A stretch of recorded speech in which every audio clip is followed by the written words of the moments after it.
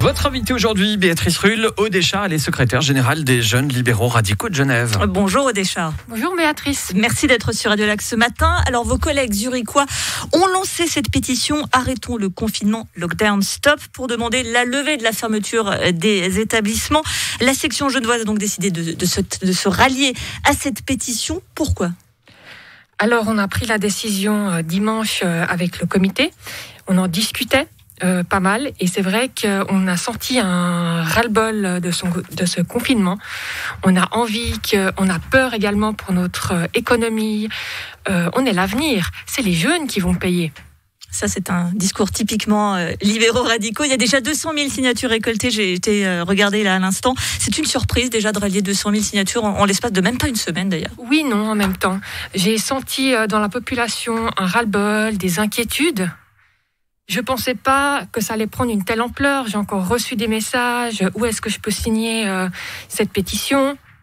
Donc moi, je m'en réjouis. Et j'espère que le Conseil fédéral va comprendre le message de la population désormais. Tout de même, en contestant justement cette décision du Conseil fédéral, vous n'avez pas l'impression de lézarder un peu cette union sacrée qu'il y avait derrière cette solidarité nationale pour combattre cette pandémie ? Il n'y a plus une solidarité maintenant. On a l'impression que tout le monde va de son côté. Justement, cette pétition montre plutôt une solidarité entre la population. Donc, non, on n'a pas peur d'aller contre le Conseil fédéral et je pense que c'est la seule manière de faire bouger les choses. Vous avez l'impression d'être une génération sacrifiée pour les aînés, on va parler clairement. Oui, parce qu'il faudrait savoir qui va payer la dette. Il y a beaucoup de jeunes déjà qui sont des soucis pour leur emploi. On a vu qu'ils prolongeaient les études.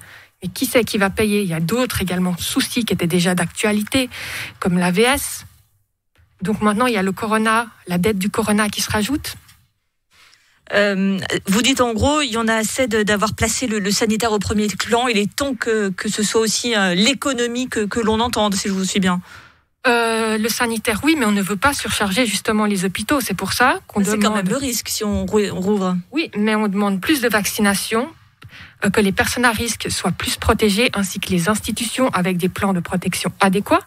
Et il faut être conscient que les gens se contaminent aussi pas mal dans le privé. C'est mieux qu'ils se rencontrent dans des lieux où il y a des mesures qui sont prises avec des protections.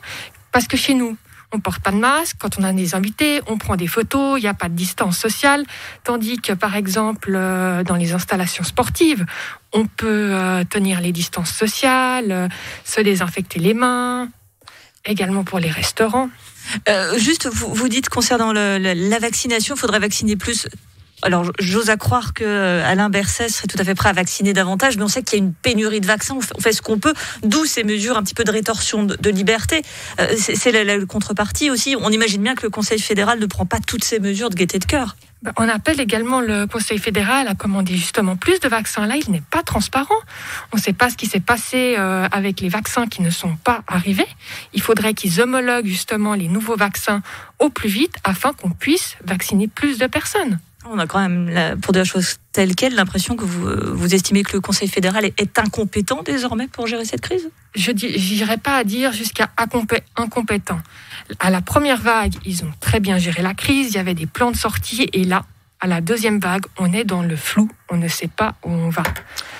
On a l'impression que je ne sais pas même pas où ils se situent. Ils ne communiquent plus. Et quand vous remontez ça, parce que vous avez quand même des élus PLR au Conseil fédéral, quand vous faites remonter ça à vos élus, qu'est-ce qu'ils vous répondent ? Le PLR est allé, si je ne me détrompe pas, le 3 février dans ce sens-là, en envoyant un communiqué de presse, en demandant justement plus de tests, plus de vaccinations, et que le Conseil fédéral doit prévoir un plan de sortie dans les 100 prochains jours. Un mot justement spécifiquement sur la place des jeunes dans cette crise sanitaire. On en parle de plus en plus, des jeunes dans une grande détresse psychologique quand ils sont aux études, quand ils cherchent une place d'apprentissage, ils n'en trouvent pas. Ceux qui cherchent à trouver un emploi ont de plus en plus de difficultés. Est-ce que ça aussi c'est une demande spécifique faite aux autorités fédérales de prendre plus en compte cette détresse psychologique qui touche votre génération ? Oui. Parce qu'on a des craintes, moi également j'ai des craintes. J'ai peur, il y a une augmentation des dépressions. Que va-t-il se passer dans les hôpitaux ? Il va avoir une augmentation de patients en psychiatrie. Donc, on va se retrouver face à un nouveau problème. Il faut vraiment que le Conseil fédéral prenne ses responsabilités et qu'on traite plus le terme social qui n'est pas encore sorti jusqu'à maintenant. D'habitude, la jeunesse est plutôt optimiste. On a compris que vous êtes un peu alarmiste quand même dans votre discours d'avenir. Une dernière chose, le Conseil fédéral doit décider mercredi prochain s'il met fin ou pas au semi-confinement. Si rien ne change, qu'est-ce que vous faites ?